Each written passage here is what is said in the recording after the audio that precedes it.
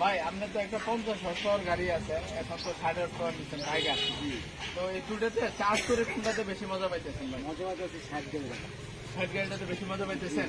এটা কি চার্জের ফিনিশিং সবচেয়ে ভালো? চাষের ফিনিশিং ভালো, খরচও কম আসে, খরচও ওটার থেকে কম আসছে? এর থেকে কম আসে। এটা শুরু করে যদি হিসাব দিতেন যে কেমন খরচ আছে দুটাতে?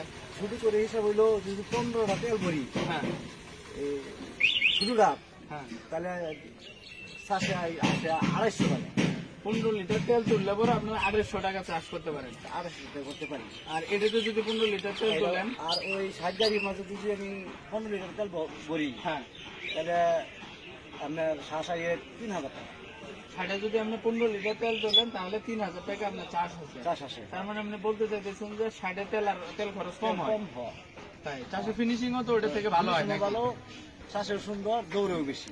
আপনি 15 লিটার তেলের দাম কত? 15 লিটার তেলের দাম 1000 টাকা।